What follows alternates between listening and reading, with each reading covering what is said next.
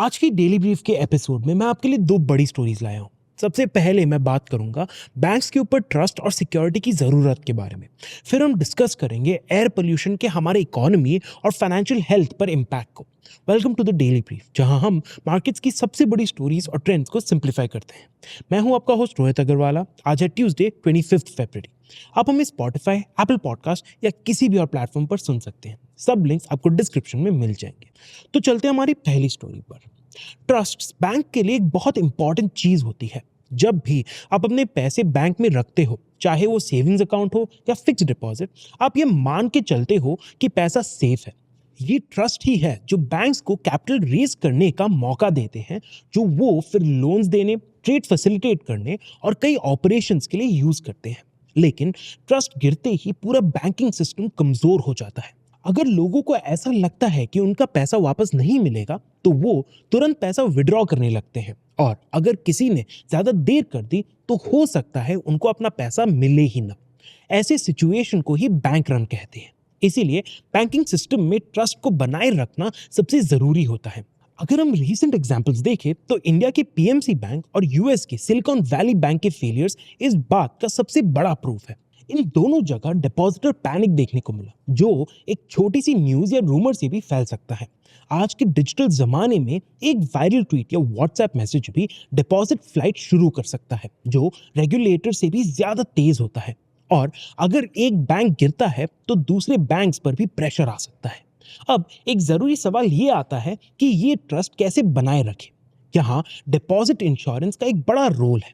जब भी लोगों का ट्रस्ट कम होता है, तब डिपॉजिट इंश्योरेंस एक स्ट्रॉन्ग सेफ्टी नेट प्रोवाइड करता है। ये एक ऐसा सिस्टम है जो गारंटी करता है कि अगर कोई बैंक फेल हो भी जाए, तो भी डिपॉजिटर्स को उनका थोड़ा पैसा वापस मिले।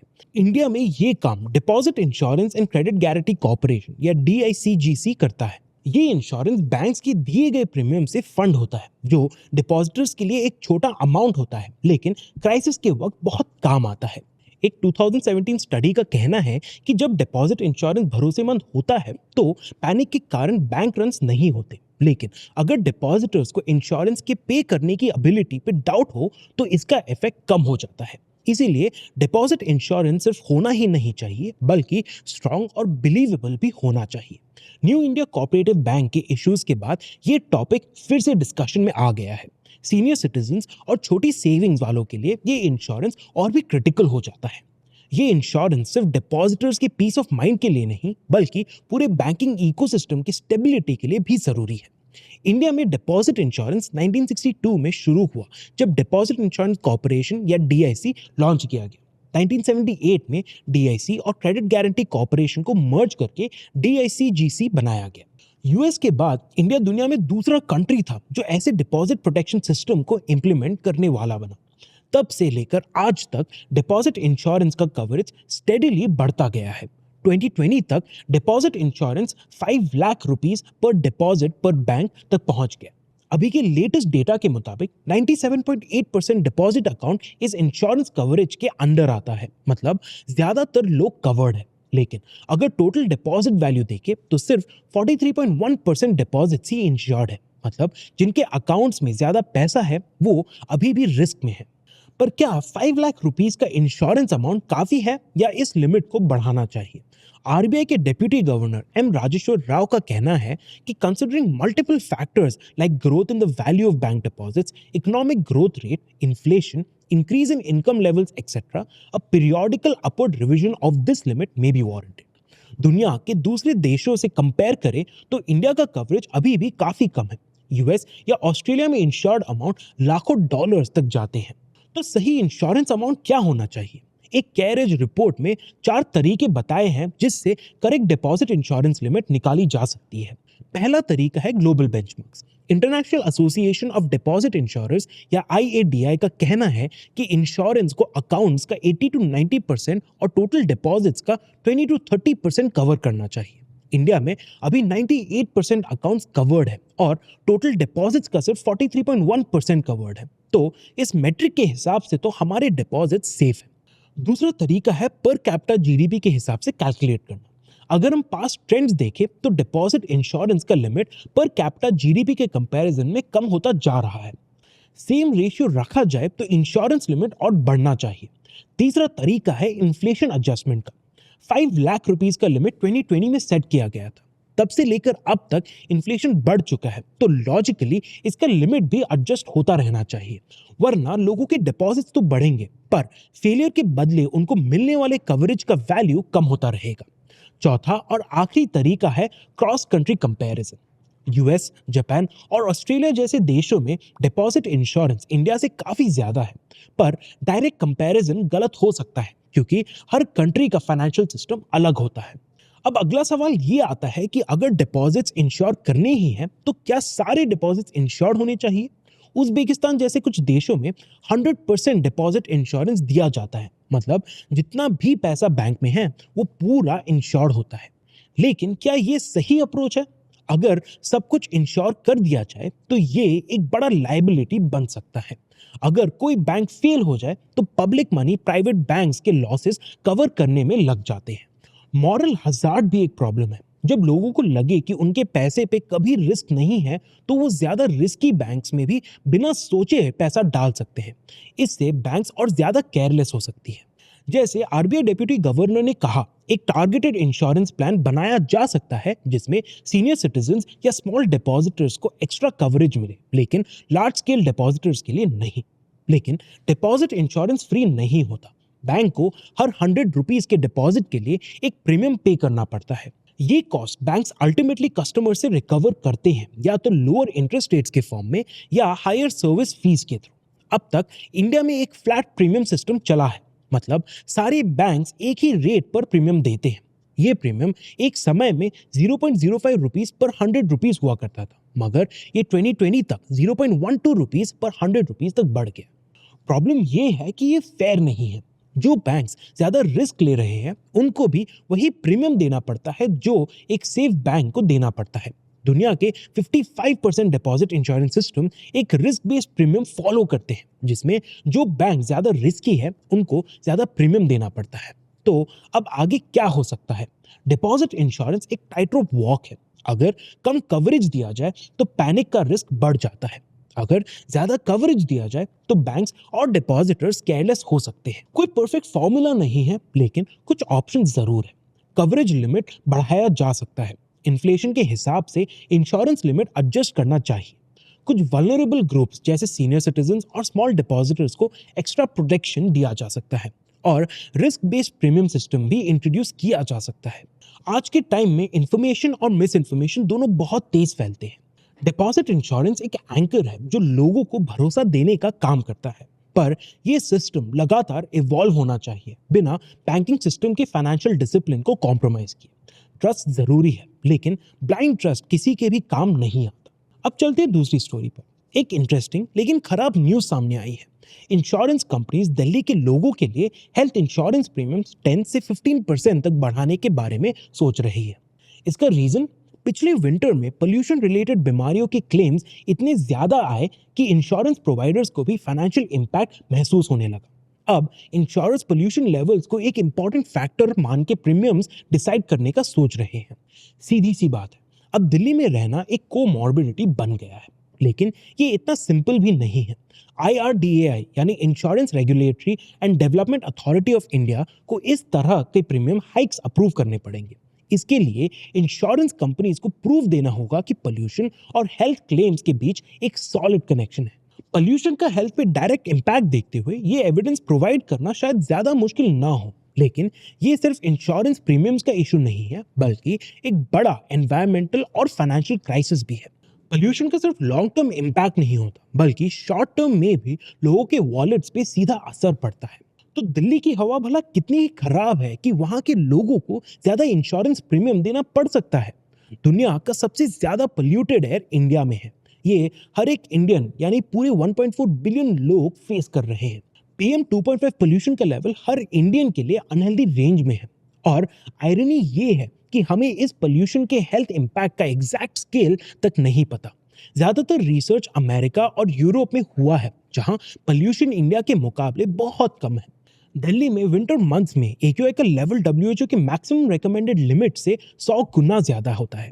मतलब जो स्टडीज दूसरे देशों में पोल्यूशन के इम्पैक्ट पे किए गए हैं वो इंडिया के रियल प्रॉब्लम को पूरी तरह नहीं दिखा पाता, लेकिन इसका इम्पैक्ट सिर्फ हेल्थ पे नहीं, इकोनॉमी पे भी बहुत बड़ा है। अब एग्जैक्ट नंबर निकालना मुश्किल है क्योंकि ये मल्टीपल फैक्टर्स पे डिपेंड करता है, लेकिन डायरेक्शनली देखें तो जीडीपी पे इसका इम्पैक्ट मैसिव है। एस्टिमेट्स के मुताबिक हर साल इंडिया में 8 लाख करोड़ रुपीस या लगभग $100 बिलियन का जीडीपी लॉस सिर्फ पोल्यूशन की वजह से होता है। कंपेयर करें तो कोविड-19 पैंडेमिक ने इंडिया के जीडीपी में $220 बिलियन का इम्पैक्ट डाला था। मतलब हर 2 साल में एयर पोल्यूशन उतना जीडीपी लूज करता है जितना पूरे कोविड पैंडेमिक ने किया। एयर पोल्यूशन का असली इम्पैक्ट देखने के लिए हमें समझना होगा कि ये इकोनॉमी के किन एरियाज में सीधा असर करता है। मोर्टेलिटी और मॉर्बिडिटी एक जरूरी फैक्टर है क्योंकि एयर पोल्यूशन का सबसे बड़ा इफेक्ट हेल्थ पे होता है। Pollution heart disease, respiratory issues और स्ट्रोक्स का बड़ा रीजन है। 2019 में ही पोल्यूशन की वजह से 16.7 लाख लोग मारे गए थे। हर 6 में से एक मौत पोल्यूशन की वजह से होती है। एक और शॉकिंग डेटा ये है कि बहुत सारे न्यूबॉर्न इन्फेंट्स की भी मौत हो रही है। मतलब बच्चों के जन्म से पहले ही उनकी बॉडी वीक हो जा रही है। लेकिन सिर्फ मौत नहीं, जो लोग बचते हैं वो भी क्रॉनिक बीमारियों में फंस जाते हैं। 2019 में इंडिया ने 53.5 मिलियन हेल्दी ईयर्स पोल्यूशन की वजह से खो दिए। इसका सीधा इम्पैक्ट लेबर फोर्स पे पड़ता है। जो लोग बीमार पड़ते हैं वो काम नहीं कर सकते। जो लोग जवानी में मारे जाते हैं वो वर्कफोर्स में नहीं आ पाते। एक global burden of disease study के मुताबिक एयर पोल्यूशन की वजह से हर साल इंडियंस 2300 रुपीस या लगभग $26.5 का इकोनॉमिक लॉस फेस करते हैं। प्रोडक्टिविटी लॉस भी एक बड़ा प्रॉब्लम है। अगर लोग मर नहीं रहे या हॉस्पिटल नहीं जा रहे तब भी पोल्यूशन उनके प्रोडक्टिविटी रिड्यूस कर रहे हैं। स्पेन की एक स्टडी में पाया गया कि PM10 लेवल्स 10 माइक्रोग्राम्स पर क्यूबिक मीटर बढ़ने से वर्कर एब्सेंटिज्म 2% तक बढ़ जाता है।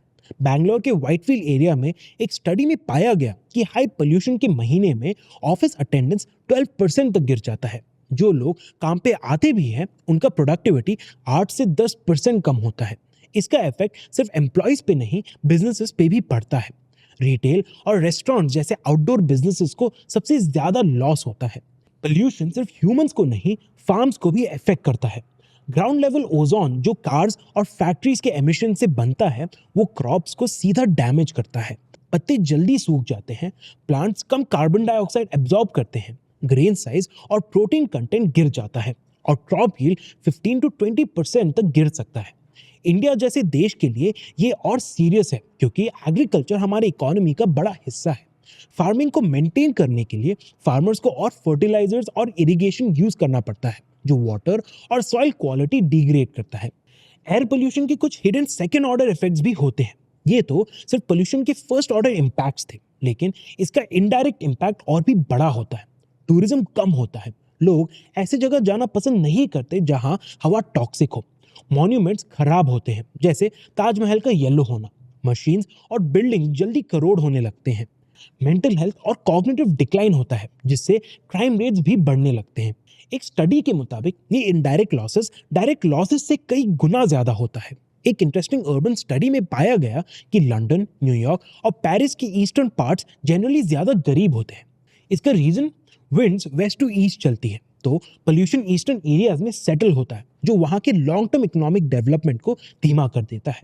लोग अक्सर कहते हैं कि अगर ग्रोथ चाहिए तो पोल्यूशन होगा ही, लेकिन वर्ल्ड बैंक का कहना है कि अगर इंडिया का पोल्यूशन ग्रोथ 1998 से 2021 के बीच सिर्फ आधा होता तो आज हमारा जीडीपी लगभग 4.5% ज्यादा होता। तो अब आगे क्या? हमें एग्जैक्ट सोल्यूशन तो नहीं पता, लेकिन एक बात क्लियर है, एनवायरमेंटल और फाइनेंशियल इश्यूज अलग नहीं है। जैसे इंश्योरेंस कंपनीज पोल्यूशन को प्रीमियम्स डिसाइड करने में फैक्टर कर रहे हैं, वैसे ही हर सेक्टर को पोल्यूशन के इकोनॉमिक इम्पैक्ट को समझना पड़ेगा। मार्केट्स के पॉइंट ऑफ व्यू से देखें तो फाइनेंशियल वर्ल्ड और एनवायरनमेंट का रिलेशन सिर्फ बढ़ता ही जाएगा। और अगर दिल्ली के लोगों का हेल्थ इंश्योरेंस महंगा होने लगा है तो सोचिए और क्या क्या इम्पैक्ट आगे देखने को मिलेगा। तो ये थी आज की स्टोरीज। अब चलते हैं टिडबिट्स पर। पहला, केकेआर ने हेल्थ केयर ग्लोबल एंटरप्राइज का 54% स्टेक 3,465 करोड़ रुपीस में अक्वायर करने का प्लान बनाया है। साथ ही कंपनी 26% का और ओपन ऑफर दे रहे हैं जो 1,600 करोड़ रुपीस का होगा। ये डील केकेआर के 2022 में मैक्स हेल्थ केयर से 9,400 करोड़ रुपीस के एग्जिट और 2024 में बेबी मेमोरियल हॉस्पिटल में 2,500 करोड़ रुपीस के बाय इन के बाद किया गया। एचसीजी के Q3 FY25 revenues 558 crore rupees और नेट प्रॉफिट 7 करोड़ रुपीस रहा। इंडिया में कैंसर के केसेस 100.4 पर 1 लाख लोग हैं, जो 2025 तक 12.8% बढ़ने का एस्टिमेट है। दूसरा, एनटीपीसी और ईडीएफ इंडिया ने पंप्ड हाइड्रो स्टोरेज और हाइड्रो प्रोजेक्ट्स को रिन्यूएबल एनर्जी के साथ बंडल करके डेवलप करने के लिए एक non binding term sheet sign किया है। ये propose 50-50 joint venture government approval का वेट कर रहा है और हो सकता है कि इंडिया और नेबरिंग कंट्रीज में अलग अलग सब्सिडरीज भी बनाए। एनटीपीसी, जो इंडिया का सबसे बड़ा इंटीग्रेटेड पावर यूटिलिटी है, देश का 25% इलेक्ट्रिसिटी सप्लाई करता है और इसका टोटल इंस्टॉल्ड कैपेसिटी 77 गीगावाट से ज्यादा है। ईडीएफ इंडिया, जो फ्रेंच गवर्नमेंट का state owned company Electricite de France ऐसे का सब्सिडरी है, इस जेवी में अपनी एक्सपर्टीज लाएगा। फाइनली, हजूर मल्टी प्रोजेक्ट्स लिमिटेड ने 102 करोड़ रुपीस का ऑर्डर सिक्योर किया है, जो महाराष्ट्र में स्टील वर्क्स एग्जीक्यूट करने के लिए दिया गया है। ये कॉन्ट्रैक्ट वेंकटेश इंफ्रा प्रोजेक्ट्स ने अवार्ड किया है, जिसमें रीइंफोर्समेंट स्टील का कटिंग, बेंडिंग और फिक्सिंग टेक्निकल ड्राइंग्स के मुताबिक किया जाएगा। इसके साथ वर्सोवा बांद्रा सी लिंक ब्रिज कंस्ट्रक्शन के लिए स्ट्रक्चरल स्टील फैब्रिकेशन का भी काम दिया गया है, जो 6 महीने में कंप्लीट करना होगा। इसके अलावा कंपनी आंध्र प्रदेश में 500 मेगावाट्स का सोलर प्रोजेक्ट प्लान कर रहा है, जिसमें 2500 करोड़ रुपीस का इन्वेस्टमेंट होगा। तो ये थी आज की बड़ी स्टोरीज। मैं हूं रोहित अग्रवाला और ये था the daily brief. Like, share और सब्सक्राइब करना ना भूलें। मिलता हूं मैं आपसे अगले एपिसोड में।